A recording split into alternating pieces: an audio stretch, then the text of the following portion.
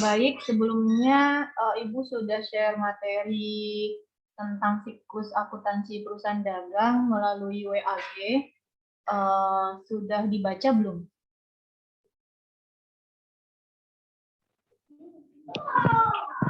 Sudah, Bu. Sudah, Udah, baik. Bu.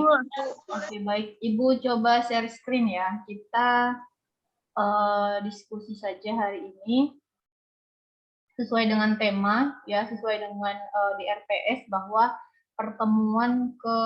ini pertemuan ke berapa ya? Ke 13 ya? 12. 12. Baik. Sesuai dengan materi yang di RPS sudah disampaikan di awal, pertemuan ke-12 itu adalah membahas tentang siklus akuntansi perusahaan dagang, ya. Nah, kemarin kan kita sudah bahas tentang siklus akuntansi perusahaan jasa. Semoga masih ingat, nanti sambil dibuka saja materi-materi yang sebelum-sebelumnya, dan sambil kita simak materi yang akan Ibu sampaikan pada hari ini. Kita lihat apa sih yang dimaksud dengan perusahaan dagang, ya kan? Yang pertama itu. Sebelum kita bahas siklus, kita coba lihat apa perbedaannya. Atau mungkin ada yang tahu apa perbedaan antara perusahaan dagang dengan perusahaan jasa yang sudah kita bahas beberapa minggu yang lalu. Saya, Bu. Boleh Safraf Sanjani. Jasa itu tidak ada terminnya. Kalau dagang ada termin. Terus kalau termin. di dagang pengirimannya ada yang dari gudang, ada yang ditanggung pemain lain. Sedangkan kalau jasa tidak ada. Terus kalau di dagang itu kita di ledgernya ada bukan di ledger, ada yang namanya jurnal khusus. Oke, baik. Terus? Di jasa nggak ada. Oke, jasa udah tidak itu. ada. Udah, cukup. Baik, yang udah, lain? Oke, yang lain mungkin ada yang ingin menyampaikan pendapatnya atau hasil kesimpulannya sudah kalian baca dari materi yang Ibu share. Apa perbedaan antara pengertian ya, khususnya pengertian perusahaan dagang dengan perusahaan jasa? Boleh yang lain yang ingin mengemukakan pendapatnya di unmute mic-nya? Nisya, Bu. Boleh Nisyaul? Kalau perusahaan jasa itu dia fokusnya untuk menjual jasa saja. Oke. Tapi kalau perusahaan dagang itu dia membeli dari supplier lalu menjual kembali dagangan yang sudah dia beli dari supplier itu, Bu. Oke, betul ya. Semua jawaban betul. Kita lihat di sini bahwa perbedaan antara perusahaan dagang dengan perusahaan jasa itu sebenarnya terletak pada kegiatannya, ya. Terletak pada kegiatannya. Kalau perusahaan jasa, dia untuk mendapatkan pendapatan atau income itu menawarkan jasa, ya kan, bisa servis atau misalnya bisa sewa, ya kan. Tapi kalau perusahaan dagang untuk mendapatkan pendapatan itu dia melakukan jual beli, menjual kepada customer dan membeli kepada supplier, ya kan. Nah, ada secara tunai dan ada secara kredit. Kita lihat, perusahaan dagang merupakan perusahaan yang kegiatan utama dari bisnisnya adalah membeli dan menjual. Dia membeli barang dari supplier atau pemasok, lalu menjualnya kembali kepada customer atau konsumen, ya. Catatan di sini adalah tanpa mengubah bentuk, ya, tanpa mengubah bentuk atau wujud barang. Kalau sudah dirubah, itu jenisnya bukan perusahaan dagang, ya. Ini yang perlu kita garis bawahi, bahwa walaupun kegiatannya jual beli, tapi barang yang dibeli lalu dijual kembali itu tidak diubah bentuknya, jadi sama. Contohnya apa gitu ya? Contohnya seperti supermarket, ya kan, minimarket atau toko-toko kelontong, itu contohnya. Jadi dia beli barang ke supplier, dia jual kembali ke customer. Nah, itu contohnya. Dan biasanya yang dijual beli itu adalah kebutuhan sehari-hari, ya. Oke, itu untuk pengertiannya. Kita lanjut ke definisi akuntansi. Tentu masih ingat dong ya, apa yang dimaksud dengan akuntansi, ada berapa tekniknya. Coba, siapa yang masih ingat, boleh di unmute mic-nya. Selain Saf dengan Nisaul ya, boleh yang lain. Kita kan ada sekitar 40 mahasiswa ya.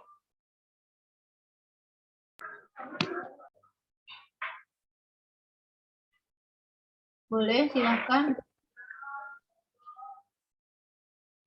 Tahap akuntansi ya, Bu? Iya, betul. Iya, Risda ya? Iya, Bu. Ada 5. Yang pertama yaitu pencatatan transaksi, Hmm, kemudian pengelompokan transaksi, ya. yang ketiga pengitisaran transaksi, Hmm, yang keempat pelaporan keuangan, iya, dan yang betul. kelima analisis laporan keuangan. Iya, betul ya. Ini materi yang pernah kita sampaikan di pertemuan pertama ya, pertemuan pertama saat menyampaikan gambaran umum tentang akuntansi. Yang pertama kita bahas bahwa ada 5 tahap atau teknik akuntansi, mulai dari pencatatan, penggolongan, pengintisaran, pelaporan, dan analisis laporan keuangan. Ya, kita hanya review sedikit saja, tidak lama-lama. Kita lanjut ke siklus akuntansi perusahaan dagang. Nah, kita lihat dari gambar yang sudah muncul di layar, ada yang bisa menyimpulkan atau memberikan pendapatnya apa perbedaan antara siklus akuntansi perusahaan dagang dengan perusahaan jasa. Silahkan yang bisa menyimpulkan perbedaannya. Ini sama persis ya, sama persis siklusnya dengan yang perusahaan jasa, hanya ada beberapa yang perlu dijelaskan di sini. Silahkan, ada yang mungkin menyebutkan perbedaannya saja.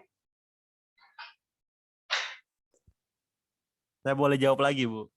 Yang lain boleh, yang lain dulu. Boleh berikan kesempatan kepada teman-teman yang lain. Silahkan.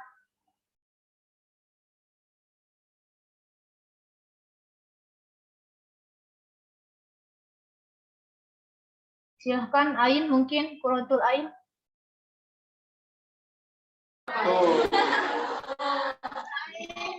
Kalau di perusahaan dagang ada jurnal khusus sama jurnal umum. Iya, terus? Kalau di cuma jurnal umum. Iya. Lalu yang kedua? Kalau perusahaan dagang ada buku besar, pembantu, dan piutang. Oke, betul ya. Betul, perbedaannya kalau kita lihat di sini mulai dari dokumen transaksi itu sama, ya kan, berupa faktur, berupa kwitansi, ya kan, berupa invoice. Nah, lalu kita jurnal. Kalau di perusahaan jasa kemarin kita hanya memakai jurnal umum saja, tidak pakai jurnal khusus. Nah, kalau di perusahaan dagang dia memakai jurnal khusus. Lalu perbedaan yang kedua juga terletak pada ledger atau buku besarnya. Kalau di perusahaan dagang dia ada yang namanya dengan buku besar pembantu. Ini nanti akan berhubungan dengan jurnal khusus juga. Nah, untuk siklus selanjutnya sampai dengan financial statement sampai dengan closing journal itu nanti prosesnya sama. Jadi perbedaannya adalah hanya di jurnal khusus dengan buku besar pembantu atau subsidiary ledger ya. Jelas ya? Kalau kurang jelas nanti kita ada sesi diskusi atau pertanyaan di akhir sesi ya.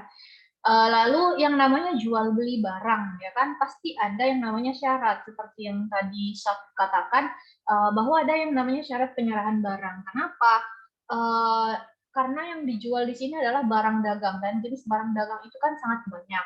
Ada 3 ya yang dimunculkan di sini. Syaratnya itu banyak sebenarnya syarat penyerahan barang. Tapi yang pada umumnya di perusahaan dagang dipakai ini ada 3. Yang pertama itu FOB atau Free On Board Shipping Point. Artinya beban angkut barang sejak dari gudang penjualan sampai barang tersebut sampai di si gudang pembeli itu tanggung jawabnya ada di pembeli. Jadi kita perusahaan beli barang ya kan. Nah, ketika beli barang dengan jumlah atau kuantitas yang banyak, biasanya itu dikenakan beban angkut atau freight in ya kan. Ada 2 perlakuan di sini. Jika beban angkutnya itu dibebankan kepada si pembeli, itu namanya FOB shipping point.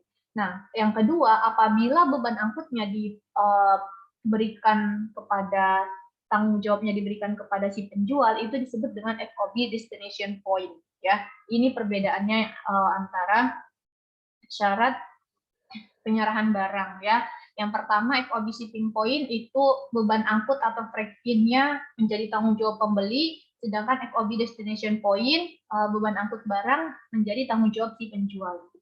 Lalu yang ketiga ada ship cost insurance and freight, artinya penjual harus menanggung beban cost ya kan. Lalu ada asuransi dan ada beban angkut atau asuransi kerugian atas barang yang dijual. Nah biasanya ship ini berlaku kepada pengiriman barang yang jarak jauh. Jarak jauh mungkin bisa luar beda pulau mungkin ya kan, beda provinsi, beda pulau, atau antar negara, atau ekspor dan impor. Nah, ini biasanya menggunakan cost insurance and trade ya. Nah, ini perbedaannya. Lalu yang kedua, ada syarat pembayaran barang ya. Syarat pembayaran barang, karena kita tadi di awal berbicara ada yang tunai, ada yang kredit ya kan, berarti ada yang namanya syarat. Yang pertama tunai atau kontan, artinya ketika kita melakukan transaksi saat itu juga kita melakukan pembayaran lunas, itu yang dikatakan tunai atau kontan ya. Tapi kalau kita bayar DP saja itu belum bisa dinamakan tunai atau kontan ya. Yang kedua, ada yang namanya syarat N/30. Ini dibacanya N/30. Artinya pembayaran dilakukan paling lambat 30 hari setelah terjadinya transaksi ya. Katakanlah kita melakukan transaksi tanggal 1, berarti paling lambat bayarnya 30 hari setelah tanggal 1. Berarti mulai dihitungnya tanggal 2 gitu ya. Kalau misalnya 1 bulan ada 31 hari, berarti nanti jatuh temponya tanggal 30 gitu. Yang ketiga, ada N/IOM ya, end of month, artinya pembayaran dilakukan paling lambat akhir bulan ya, yang namanya end of month berarti akhir bulan. Walaupun kita beli barang katakanlah tanggal 10 Februari, tetap bayarnya nanti adalah di akhir bulan 28 Februari. Lalu yang keempat ada N/10 ya, dibacanya N/10 IOM. Artinya pembayaran dilakukan paling lambat 10 hari setelah akhir bulan. Nah, berarti misalnya kita beli barang tanggal 15 Februari, ya kan? Artinya kita wajib melakukan pembayaran itu paling lambatnya tanggal 10 Maret, ya kan? Jelas ya? Kalau N/10 IOM artinya 10 hari setelah akhir bulan. Nah, katakanlah tadi Februari, 15 Februari, berarti bayarnya nanti 10 Maret, tanggal 10 Maret. Lalu yang kelima ada 2/10 N/30. Artinya, ini agak rumit nih. 2/10 N/30 ini artinya bila pembayaran dilakukan dalam waktu 10 hari atau kurang dari 10 hari setelah tanggal transaksi, itu kita dapat potongan 2%. Ya. Nah, kalau tidak mau pakai ini, pakai yang ini. Artinya pembayaran dilakukan paling lambat 30 hari setelah tanggal transaksi ya. Sekali lagi Bu jelaskan ini. Kalau misalnya kita beli barang ini tanggal 1 Desember kan. Kita beli barang tanggal 1 Desember. Lalu kita kena syarat 2/10 N/30. Nah, berarti kalau kita bayarnya nanti 10 hari maksimal ya, maksimal 10 hari setelah tanggal 1, itu kita dapat diskon nih atau potongan 2%. Ya. Tapi kalaupun tidak, nanti kita diberikan syarat pembayaran 30 hari setelah tanggal transaksi. Berarti kalau mau dapat yang 2% ini, kalau ini tanggal 1, berarti maksimal nanti kita tanggal 11. Kalau kita maksimal bisa bayar tanggal 11, nanti kita dapat 11 Desember kita dapat potongan 2%. Gitu maksudnya ya. Jelas ya? Jelas, Bu. Baik, kita lanjut. Tadi kita sempat bahas jurnal khusus, ya kan? Jurnal khusus atau disebut dengan spesial jurnal. Jadi bukan hanya martabak atau bakso yang spesial ya, jurnal juga ada yang spesial di sini. Spesial jurnal atau jurnal khusus. Apa sih yang dimaksud dengan jurnal khusus gitu ya? Yang kita lihat. Jurnal khusus ini jurnal yang dirancang secara khusus untuk mencatat transaksi yang sifatnya sama dan sering terjadi atau berulang-ulang dengan tujuan untuk apa? Agar bisa bekerja secara efektif dan efisien. Contohnya gini, tadi kan toko kelontong, dia menjual kebutuhan sehari-hari, ya kan? Menjual kebutuhan sehari-hari, yang namanya menjual kebutuhan pokok itu arusnya sangat tinggi atau sangat cepat. Perputaran barangnya itu sangat cepat. Perputaran barang cepat, perputaran transaksi jual belinya juga banyak berarti. Kalau perputaran barang itu tinggi, berarti transaksi jual beli barangnya pun tinggi, ya kan? Nah, banyak transaksinya bersifat sama dan sering terjadi bahkan berulang-ulang. Contohnya apa?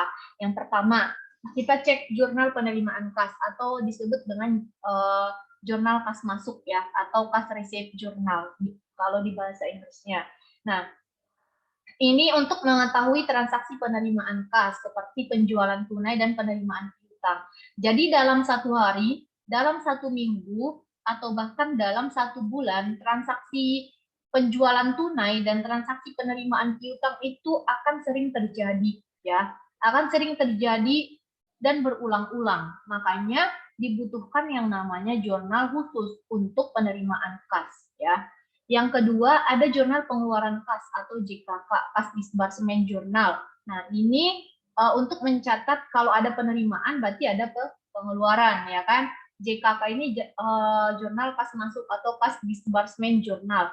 Nah, ini untuk apa? Ini untuk mencatat transaksi pengeluaran kas. Contohnya apa? Kalau kita beli barang secara tunai atau kita bayar utang. Nah, itu akan menyebabkan kas keluar. Makanya dicatat di jurnal pengeluaran kas. Dan dalam satu periode akuntansi, transaksi pembelian barang tunai dan pembayaran utang ini sering terjadi bahkan berulang-ulang. Makanya harus dibuatkan jurnal khusus untuk pengeluaran kas. Lanjut, yang ketiga, ada yang disebut dengan jurnal pembelian ya, atau jurnal beli atau purchase journal sama. Nah, ini untuk mencatat transaksi pembelian barang dagang atau membeli aset ya secara kredit. Nah, ini harus dibedakan. Kalau kita beli barang dagang secara kredit itu dicatat di purchase journal, sedangkan tadi kalau kita beli barangnya secara tunai itu dicatat pada jurnal pengeluaran kas. Kenapa? Kalau kita beli tunai berarti ada kas yang dikeluarkan, ya kan? Tapi kalau kita beli secara kredit itu belum tentu ada uang muka, sehingga tidak dianggap tidak ada kas yang dikeluarkan, sehingga dicatatlah di purchase journal. Yang keempat, ada jurnal penjualan, ya kan, atau jurnal penjualan ya, atau sales journal. Ini untuk mencatat transaksi penjualan barang dagang secara kredit. Nah, ingat lagi kalau sales journal itu untuk mencatat transaksi barang dagang secara kredit ya. Tapi kalau untuk mencatat penjualan barang secara tunai itu masuk ke penerimaan kas. Kenapa? Kalau kita beli barang secara jual barang ya, jual barang secara tunai, ada kas yang diterima nggak? Kalau kita jual barang nih secara tunai, kita menerima kas nggak? Menerima, Bu. Oke, iya menerima. Sehingga dicatatnya di JKM, jurnal kas masuk atau kas receipt journal, bukan di jurnal penjualan.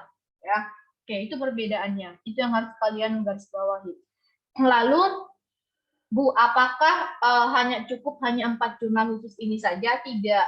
Jadi, di samping keempat jurnal khusus tadi yang sudah kita bahas, perusahaan dagang juga harus tetap mempunyai jurnal umum, karena di keempat jurnal khusus ini tidak menampung semua jenis transaksi seperti apa retur pembelian dan retur penjualan. Di sini kan tidak dijelaskan tuh retur penjualan masuk kemana, retur pembelian masuk kemana, artinya tidak masuk ke jurnal khusus, tapi kita buatkan jurnal umum.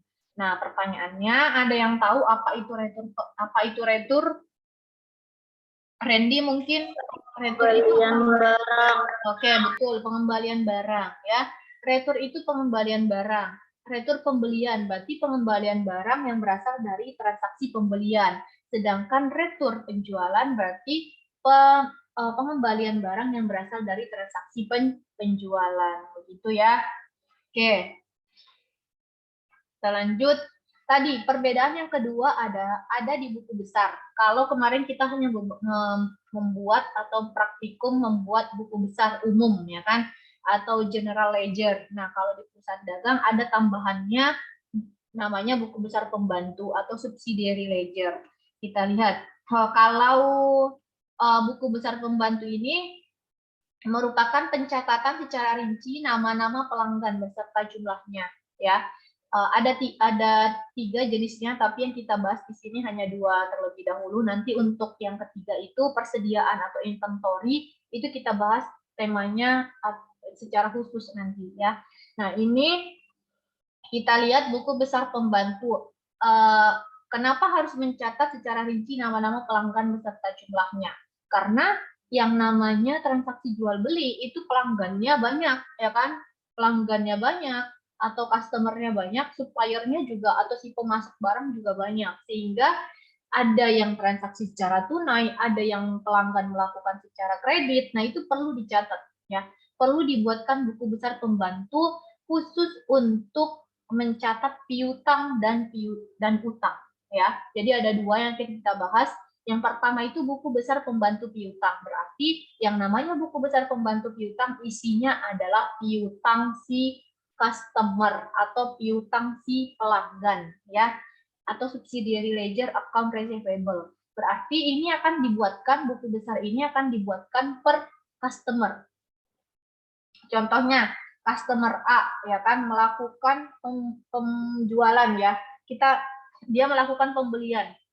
Si customer A melakukan pembelian ke perusahaan, ke kita secara tunai, ya kan, kita catat. Lalu nanti dia tanggal berapa balik lagi melakukan pembelian secara kredit. Nah, itu kita catat, ya. Nah, ini yang bersifat dia piutang. Kita catat di buku besar pembantu piutang. Contohnya apa?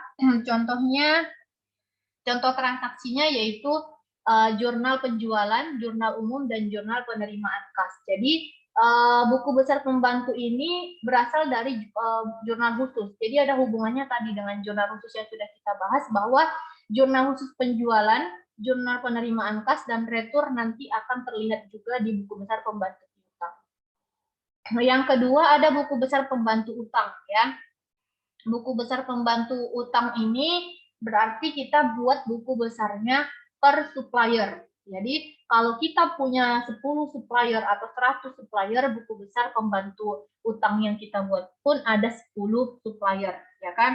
Sama, kita juga kadang kalau beli barang ke pemasok atau ke supplier bisa tunai, bisa secara kredit gitu ya.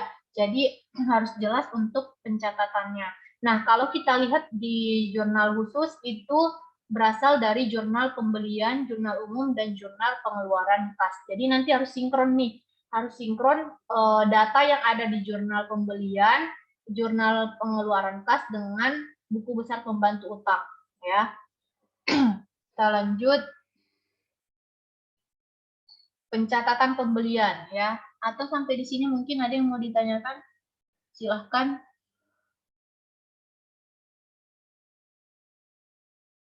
Di unmute mic-nya kalau ingin bertanya boleh.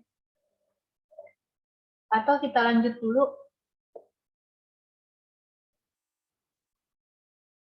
Oke, pencatatan pembelian. Kita lihat. Tadi sering kita bahas bahwa pembelian barang itu bisa dilakukan tunai ataupun secara kredit, ya kan? Yang namanya kredit berarti ada batas waktu pembayarannya, ada syarat pembayarannya. Nah, kalau dia pembelian barang secara tunai itu dicatat pada jurnal pengeluaran kas, ya kan? Kalau pembelian barang dagang secara kredit itu dicatat dalam jurnal pembelian. Tadi sudah sempat kita bahas. Kita lanjut lagi, pencatatan penjualan. Penjualan barang juga sama, bisa dilakukan secara tunai atau kredit. Kalau kredit berarti ada batas waktunya, kan begitu. Kalau penjualan barang dagang secara tunai, itu kita catat di jurnal penerimaan kas, karena kita menerima kas. Kalau kita melakukan penjualan kredit, kita catat di jurnal khusus penjualan. Jelas ya? Oke, Ibu mau tanya nih, masih ingat nggak?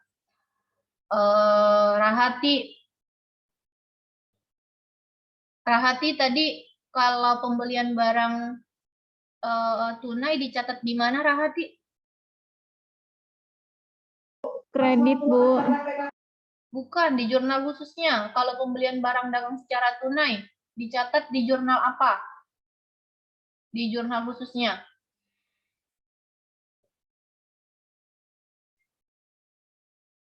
Pencatatan pembelian. Kalau secara tunai, itu secara kredit. Iya, ini pembeliannya tunai. Dicatat di jurnal khusus di bagian mana? Di jurnal pengeluaran kas, Bu. Oke, betul. Jurnal pengeluaran kas. Ya, betul ya. Kalau misalnya kita beli barang dagang secara kredit kita catat di jurnal khusus di mana, Fajriatul?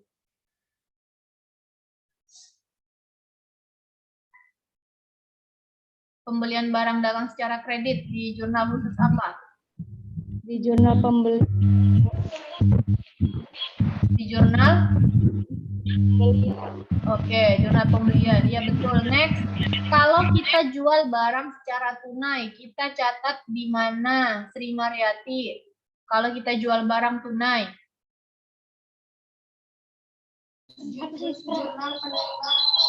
Jurnal Ya, jurnal. penerimaan kas, Bu. Oke, baik. Kalau kebalikannya, kalau kita jual barang secara kredit, kita catat di jurnal apa? Anjeli? Jurnal khusus penjualan. Jurnal khusus penjualan. Oke, baik. Oke, sudah paham ya, nanti kita lihat untuk soal latihannya ya. Nah, kita lihat, ini kalau kemarin kelompok akun. Kalau di perusahaan jasa kemarin kita hanya bahas sampai ada 5 ya kan? Ada 5. Ada yang masih ingat? Coba sebutkan, Fajar. Kelompok akun di perusahaan jasa ada 5. Satu apa? 1 aset, 2 liability, 2 apa? 2 apa? L. Kelima purchase, income, expense. Bukan, perusahaan jasa. Perusahaan jasa kemarin ada 5 kelompok akun ya. 1 aset, 2 Liability. 3 modal, iya 4 Income. 5 expense. Oke, betul ya.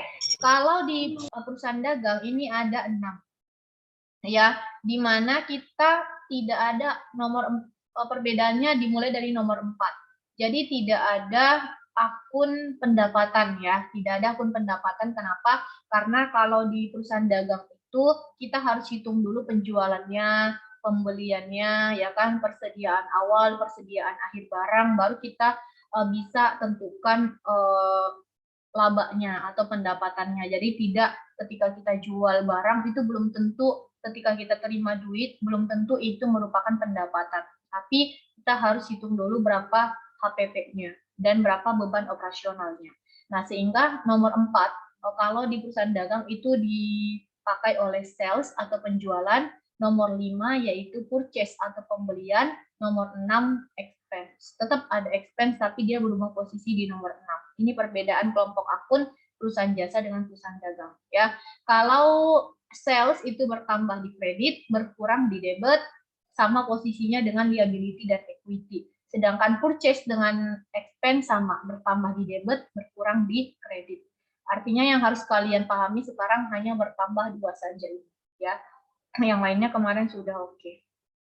Kita lihat, selain akun yang kita pakai di perusahaan jasa, itu juga kita pakai semua, tapi ada tambahan ya, ada tambahan untuk perusahaan dagang. Contohnya akan ada yang namanya merchandise inventory atau persediaan barang dagang. Nah, Ibu mau tanya, kira-kira ada yang tahu nggak ini masuk ke akun nomor berapa nih persediaan barang dagang ini?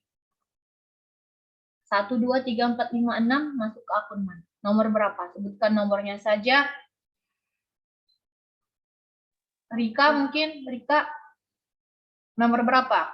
Persediaan ini masuk nomor berapa? 1, 2, 3, 4, 5, 6?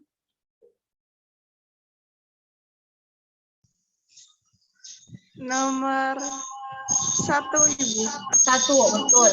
Nomor 1 ya di aset ya. Kalau kita punya persediaan barang dagang itu dikategorikan ke aset ya.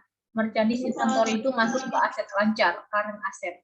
Lalu yang kedua ada pembelian atau purchase, ada purchase retur, retur pembelian, ada purchase diskon, ada freight in, sales, sales retur, dan sales diskon ya.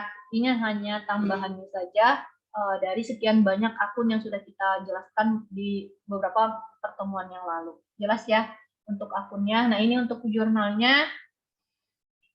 Untuk jurnalnya mungkin nanti kita lebih ke contoh saja ya. Jurnal.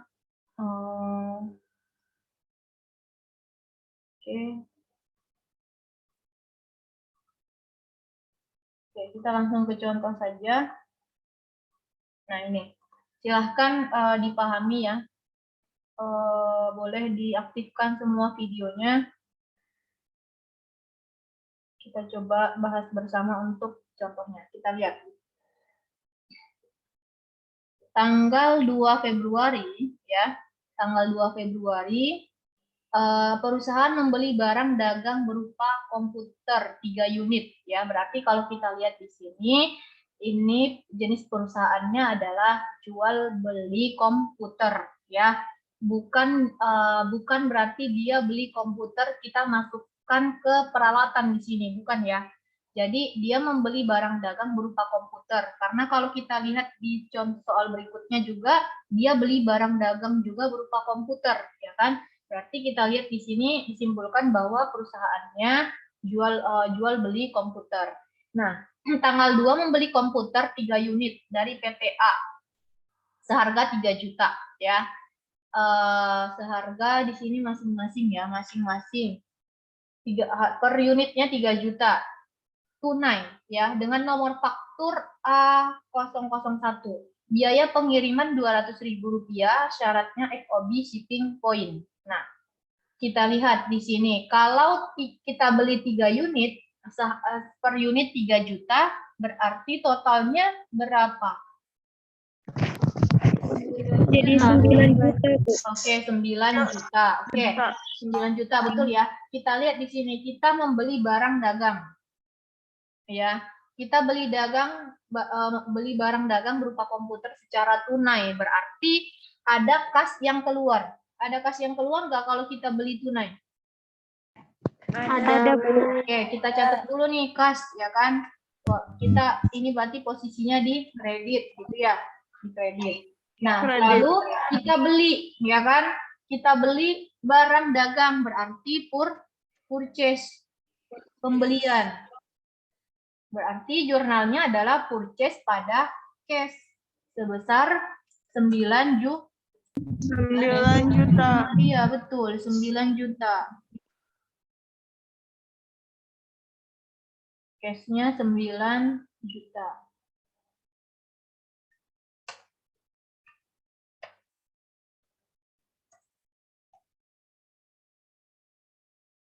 Oke, kita lanjut. Biaya pengiriman 200.000, syaratnya FOB shipping point. Tadi FOB shipping point itu artinya apa? Hifdatul Hayat, apa artinya tadi FOB shipping point? Ingat nggak?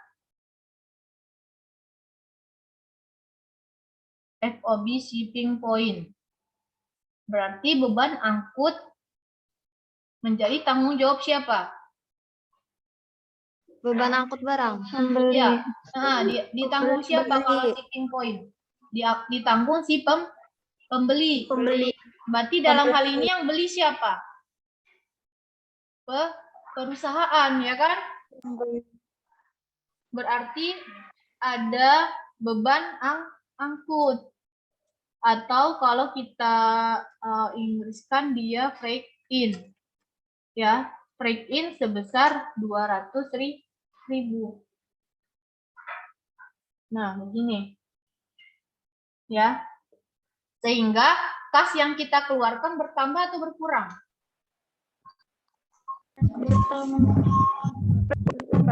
Bertambah jadi 9 juta. 200. Iya, betul ya. 9.200.000. Iya, betul. Kita lihat biaya pengiriman 200.000. Syaratnya FOB shipping point. Kalau kita flashback tadi, FOB shipping point itu adalah bahwa beban angkut dibebankan kepada si pembeli. Dalam hal ini yang beli kan kita, perusahaan. Berarti kita harus catat 200.000. Kalau beban bertambah itu di debit atau di kredit, Indah?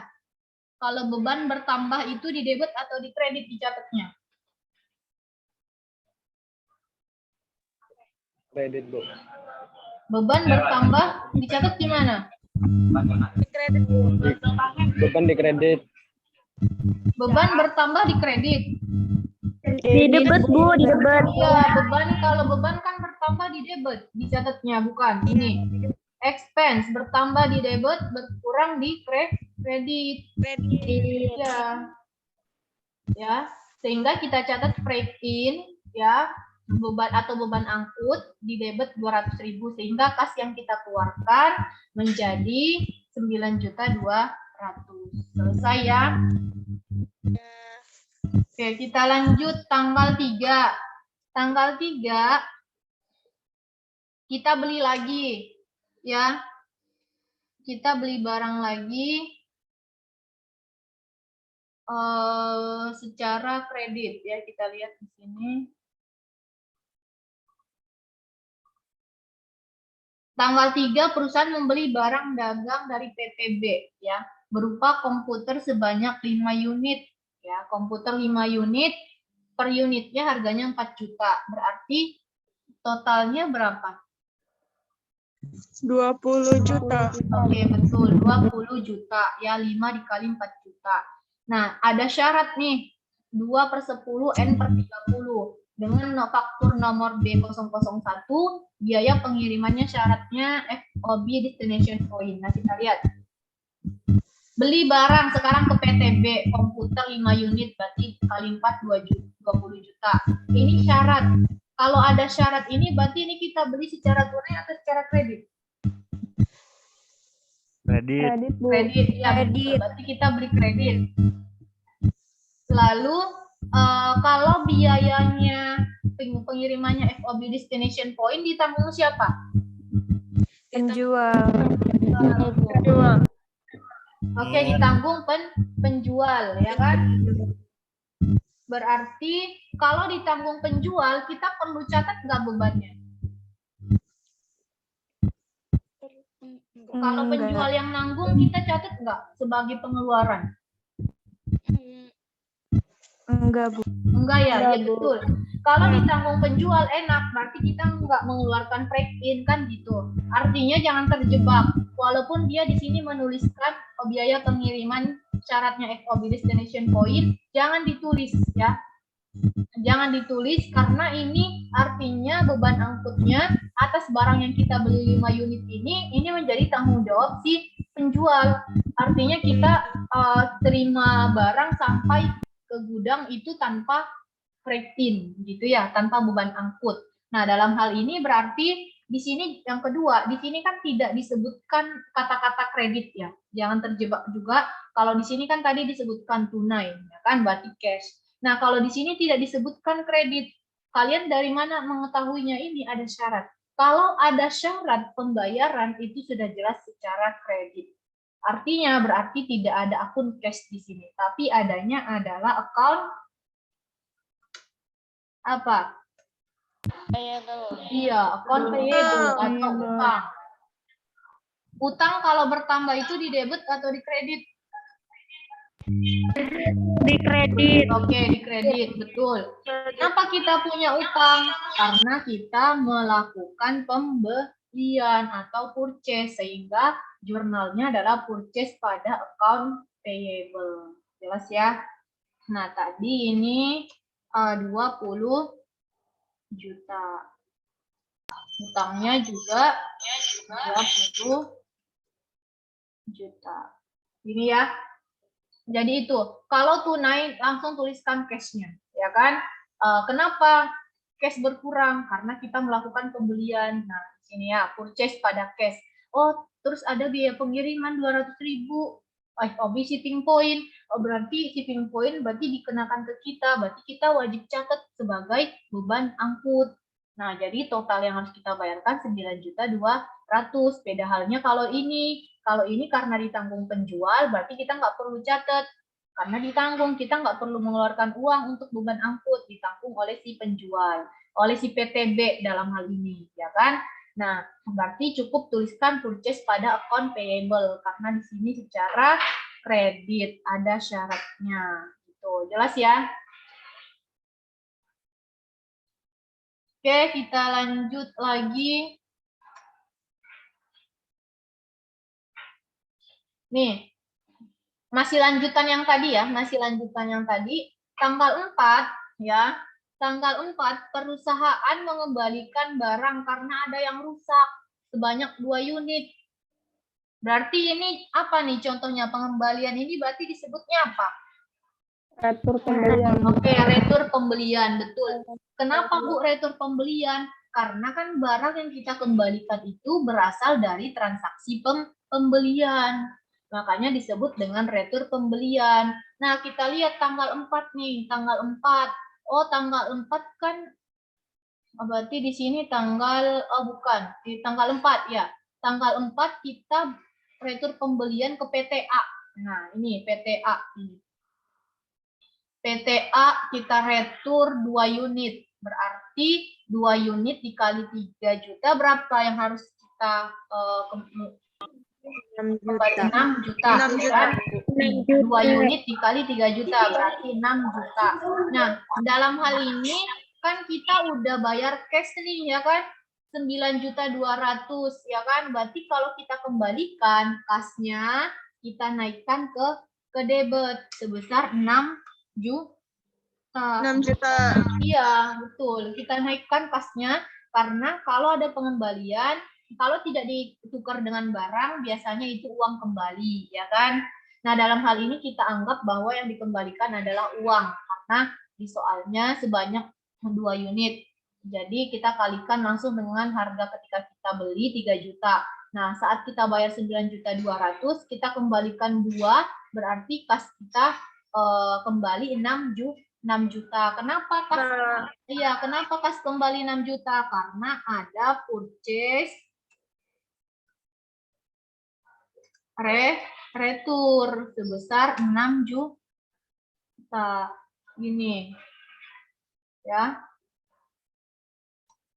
6 juta.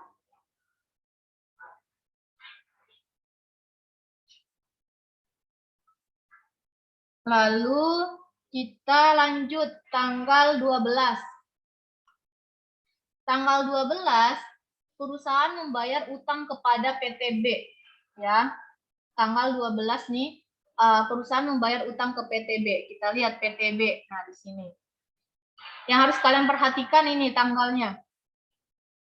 Tadi kan ini artinya adalah kalau kita bayar 10 hari, maksimal 10 hari dari tanggal 3, setelah tanggal 3, itu kita dapat potongan 2%, ya kan?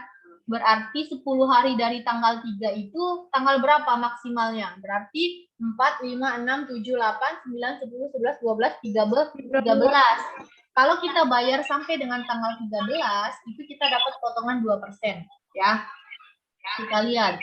Kita bayarnya tanggal 12, masih dapat potongan nggak? Masih. Dapat, ya kan? Oke, dapat 2%. 2% dari 20 juta berapa? Wafik Azizah, 2% dari 20 juta berapa? Berapa? Berapa 20% dari 2% dari 20 juta berapa, Wafik?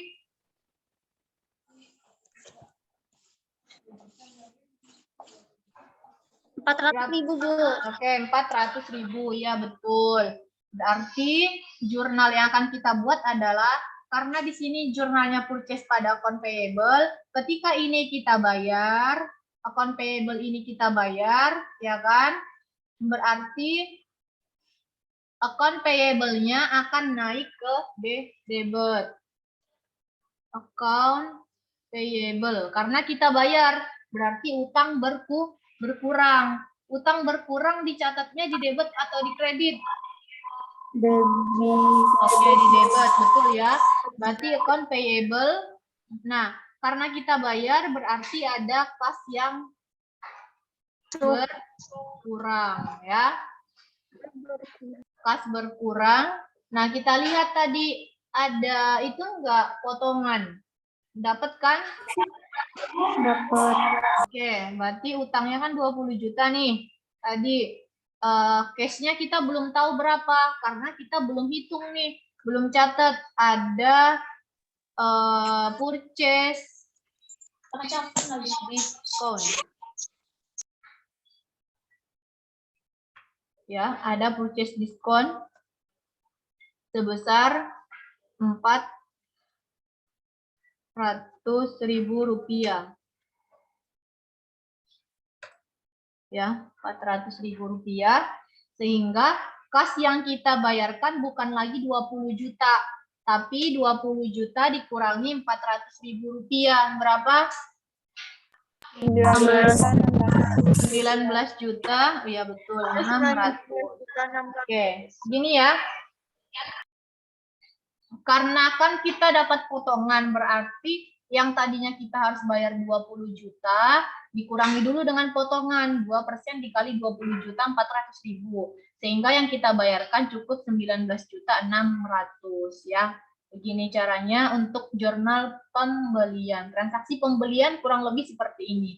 Beli tunai, pembelian kredit, retur, pembayaran utang itu untuk jurnal pembelian. Kita lanjut ke contoh jurnal penjualan ya. Oke. Ini tanggal 5, ini kebalikannya. Jadi kalian harus paham. Tanggal 5 perusahaan menjual barang dagang 2 unit komputer kepada PTC seharga 4 juta rupiah tunai ya. Nah, kalau kita jual barang tunai, kita menerima uang enggak?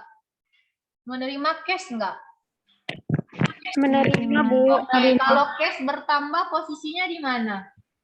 Di debit. Debit, oke. Kalau 2 unit, per unitnya 4 juta, berarti cash yang kita terima berapa? 8 juta. Oke, 8 juta, betul. Kenapa kita menerima cash? Karena kita melakukan penjualan atau sales. Ya, sebesar 8 juta rupiah. Berarti jurnalnya adalah cash pada sales sebesar 8 juta. Jelas ya? Oke, yang tanggal 6 perusahaan menjual barang dagang kepada PTD berupa komputer 4 unit seharga 5 juta. Berarti totalnya berapa yang kita jual? 20 juta. Nih, di sini tidak disebutkan secara kredit, tapi ada syarat yang menandakan bahwa ini secara kredit.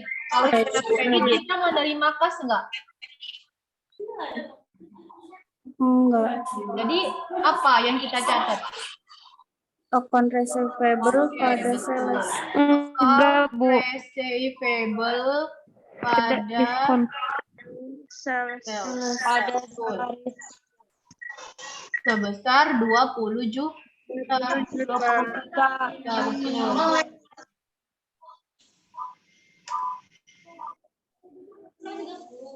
Oke. Account receivable pada sales sebesar 20 juta ya. Oke. Kita lanjut lagi soal berikutnya. Tanggal 7 Februari PTD mengembalikan barang 1 unit komputer karena rusak. Kita lihat PTD, berarti ini ya kan. PTD ini mengembalikan 1 unit ke kita karena rusak. Nah, kalau kita lihat di sini kredit, berarti kita harus mengurangi piutangnya, ya kan?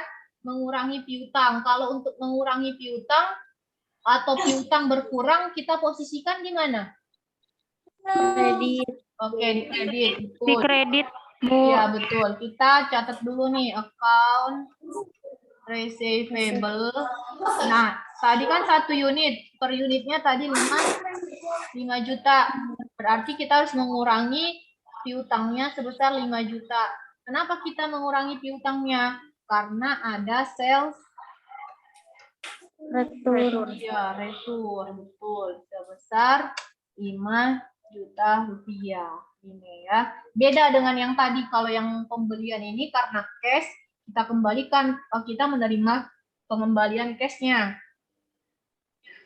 Nah, tapi karena yang kita kembalikan ini masih dalam bentuk kredit, berarti bukan cash yang kita terima, tapi bukan cash yang kita kembalikan, tapi kita harus mengurangi piutang si PTD. Sehingga nanti kita bukan lagi menagih 20 juta, tapi dikurangi dulu dengan returnya 5 juta. Sehingga total piutangnya sekarang berapa?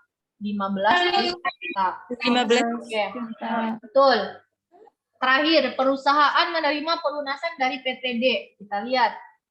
PTD. Nah, ini 2/10. 10 hari setelah tanggal 6 berarti maksimal tanggal berapa? 16. 16. Ya, 16. Nah, ini kita bayar tanggal 15. Masih dapat potongan nggak? Masih. Masih 2%. 2% dari berapa? Dari 20 atau dari 20 dikurangi 5 juta? Berapa? 20 dikurangi 20 dikurangi 5. Oke, 2% dari 20 juta dikurangi dulu dengan 5 juta. Iya, berarti kalau 2% dari 15 juta berapa? 10. Berapa? Sales diskonnya berapa? 300. 300.000. Ya kan? Iya, 300.000. Nah, kita menerima pelunasan. Kita menerima kas nggak?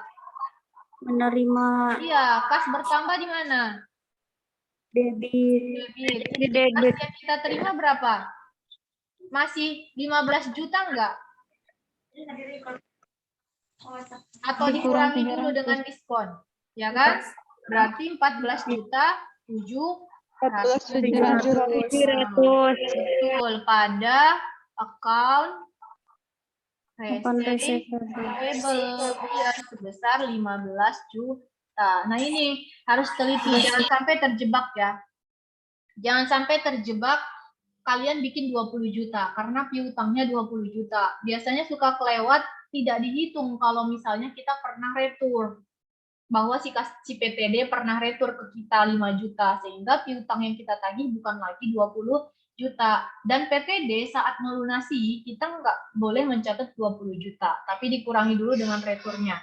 Dan kita lihat, dia melunasinya dapat 2%. Berarti 2%-nya dari 15 juta, bukan dari 20 juta. Ya, sehingga kas yang kita terima adalah 15 juta dikurangi dulu dengan diskonnya, 14.700. Jelas ya? Jelas, Bu. Oke, baik. Ini selesai di end atau thanks. Nanti ada soal latihan, Ibu submit di Edlink ya. Nanti dicek saja untuk soal latihannya. Ini kita hanya beberapa contoh saja. Untuk lebih detailnya nanti ada di soal latihan. Silakan sebelumnya masih ada waktu, kita boleh diskusi atau misalnya mau ditanyakan. Atau Bu mau diulang transaksi nomor berapa atau slide keberapa, silahkan. Atau saya belum paham tentang retur atau tentang FOB itu gimana, coba nggak apa-apa, silahkan.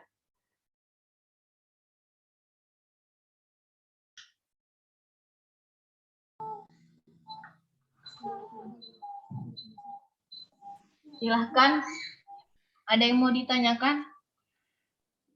Siapa? Alia mungkin, Alia, Sakila.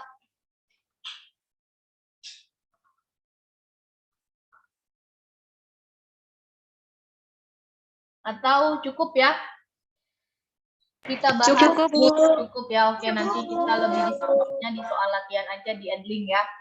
Sekarang kita coba bahas soal latihan minggu kemarin saja ya.